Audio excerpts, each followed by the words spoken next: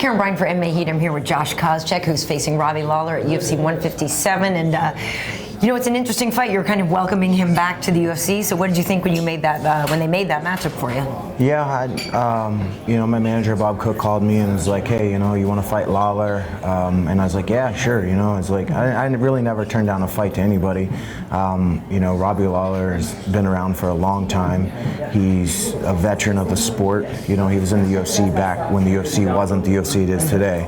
And you know, he's a good fighter. He's got knockout power. He's athletic, and I said, yeah, what the heck, let's take the fight. And when he's fought a lot at middleweight too, so coming down to 170, you think that's going to make him stronger, or maybe not as powerful? I don't know how that'll work. Well, I think that, you know, he's definitely going to have to train a lot harder to make that weight, and you know, I know that one of his big weaknesses is that he's never had huge cardio. And you know, in order to make that weight, you know, he's going to have to really, you know, train hard. So I'm expecting to face the best Robbie Lawler that we've seen in a long time. So we haven't seen you in the cage in a few months. It was since last May. So there were reports that you had some back issues and disc issues. Can you kind of fill me in on that and what was going on? Yeah, I had a little disc bulging disc in my lumbar, and you know, I just, you know, took some time and got a couple shots in it, you know, got the inflammation down, and everything's good. You know, started doing therapy, and you know, I bought one of those hanging machines, and you know, I see the chiropractor a couple times a week, and you know, I was over wear and tear over time, and you know, I'm healthy right now, and I haven't been this healthy in a while, and I haven't had this good of a training camp in a while. So I feel like I'm well prepared for this fight, and I feel like you know, I got to just come in and I got to press the pace and, you know, use my cardio and how hard I've been working to, you know, win this fight. So yeah, is that a specifically like wrestler-centric injury, back injuries and stuff, or not well, really? Most wrestlers usually have neck and back. Yeah. I mean, you know, when I was in wrestling in college, I had a fusion 5 and 6 in my vertebrae.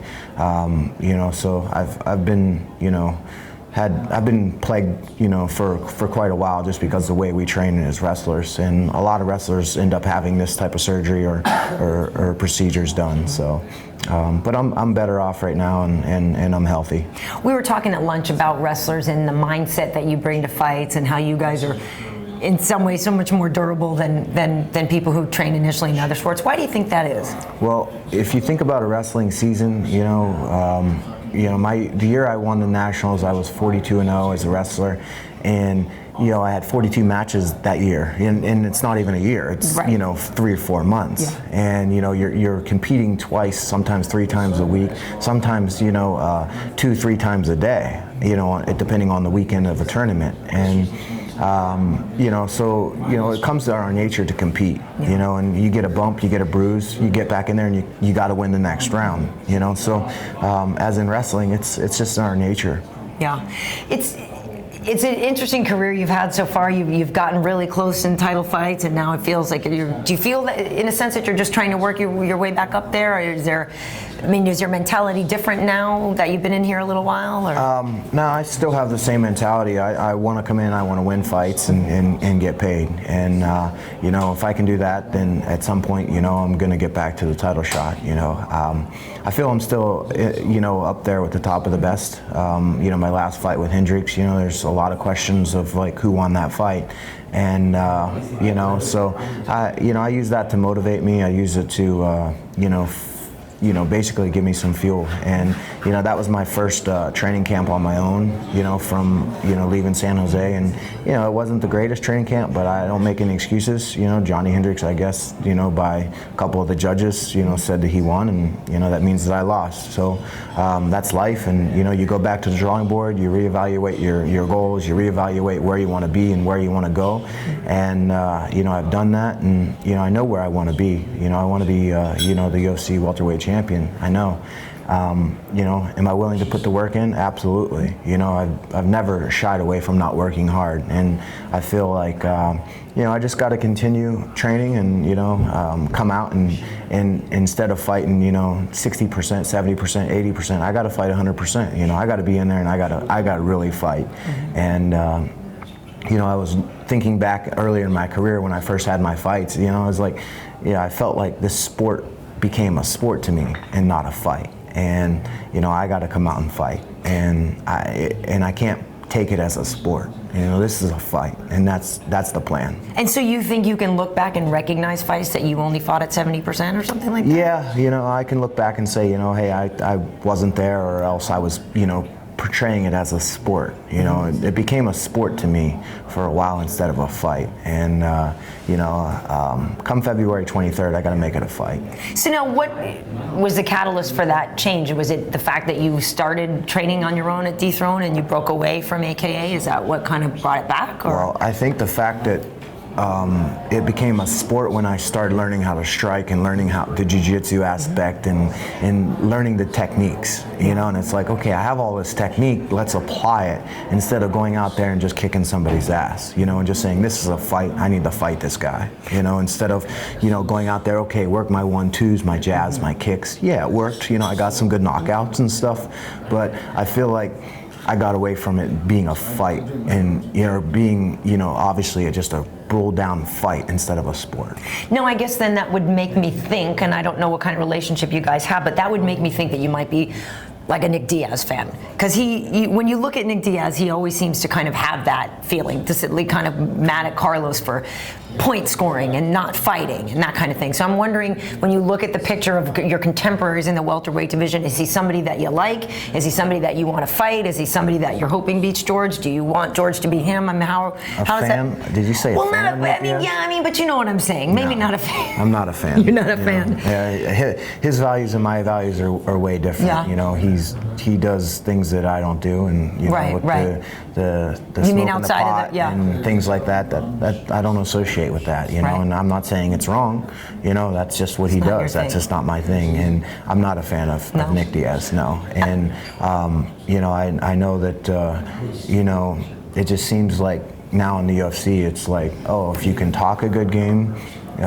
you know, you might be able to get a light heavyweight title shot, and if you get suspended for a year and then you come right back after losing a fight, you get to fight George St. Pierre for the title. So maybe I'll just take another couple months off, you know, do some things that I shouldn't do, and you know, fight for the title. So, but you know, hey, he's in a position now that, you know, hopefully he can step up and, you know, and beat George St. Pierre. I highly doubt it. You know, it's just going to be a, you know, easy fight for St. Pierre. I believe he'll just take him down and wrestle him, and, you know, and just control him like he does everybody else. So I think that George St. Pierre is going to be there for a while, and it's going to take a good wrestler that can stop his takedowns, that has power in his hands, and, you know, can eventually knock him out. Yeah, we were talking too at lunch about the rankings that have come out, and how you guys often take them with a grain of salt, but there is that big sort of welterweight tournament coming up where we've got Ellenberger on the card, and we've got you know. It's not that big because I'm not in it, so. I knew, I was waiting for a Koscheck line. Come on. Yeah, so, but I mean, it's. I would just say it's like the semifinals. Yeah. You know, maybe the quarterfinals. You know, so yeah. it's not that big because they don't have the best guys in there. I feel like, you know, I can beat a lot of those guys, and, you know. I feel like I'm right there in the division. I just got to freaking make it a fight.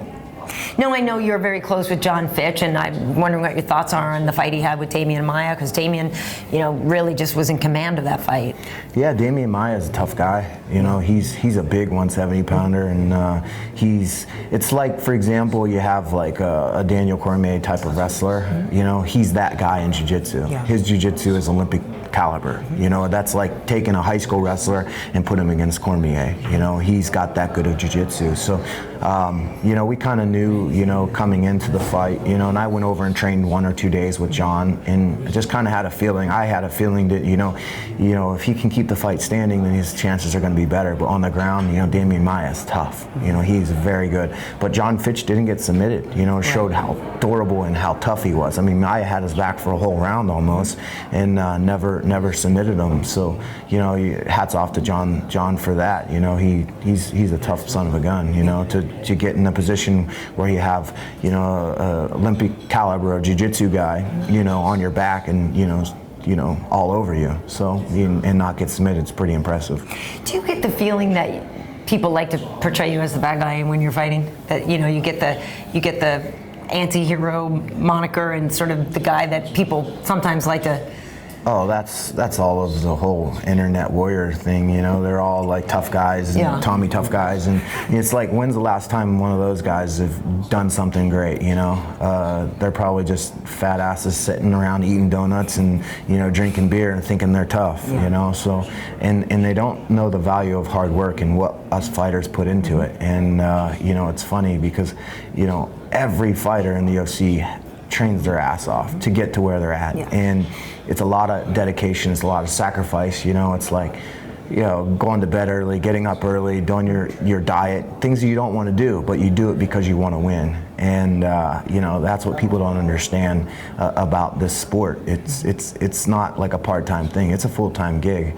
And you know, for those that want to hate on me, that's fine, you know. Look what I got, you know. I think I'm doing pretty well for being hated. Well, I was going to say, based on the show that was on Nuvo, you got a really sweet house, you got a nice boat, nice ride, and you have your own plane, right? I have 2 of them, actually. You have your own plane. Yeah. So when did you get into flying? Because that to me is just such a great hobby, and it seems to be like both literally and physically like the greatest escape. Oh, it's, you know, it's one of the greatest escapes ever, you know. It's the freedom. There's no freedom like it. Like, I literally have 2 blocks from my house.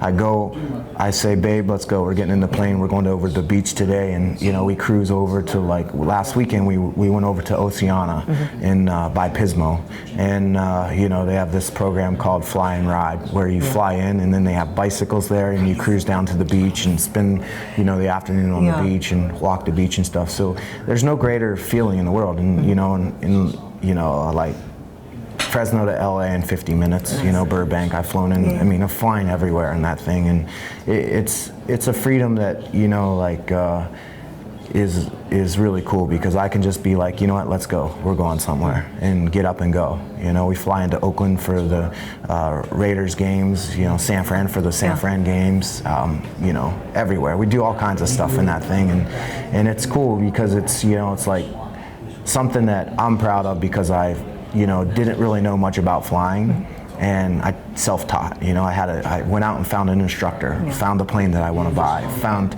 you know, did everything by the books. And, you know, I had no, the only instructor I had was to fly, teach me how to fly. Everything else I learned through videos and reading material. So I didn't have like a ground, they call it a ground school. Right. I did my own ground school.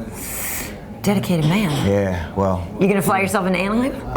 No. Will they let you? Yeah, well, I actually, you know, in the new revisions for the UFC, they have all these like things that you can't basically, don't be Donald Cerrone. You can't do all these things. But you know, I use my plane for flying. Like when I need to go over to San Jose and train, instead of a 4-hour trip, it's only 25-30 minutes. Right. So I use that to go over there and do my training. So it's part of what I am, and I have an actual license. You know, so they had to carve that out of the revision so I could still fly. But my dirt bikes are on the shelf right now. I'm sorry about that. Yeah, but it's okay, because you know, this is where I make my living. This is, you know, this is what I do, you know, 24/7, and yeah, it's fun. It's, you know, I got a good life. So for being hated, you know, it's like these guys, I'd hate me too, you know. I'd be pissed if I was all these guys out there, you know. It's like they just, you know, I don't know what it is, and I truly don't care, because, you know, I live for me, and I live for the people that are around me, and I know I got good people, and you know, I'm going to continue to be successful whether I'm loved or hated.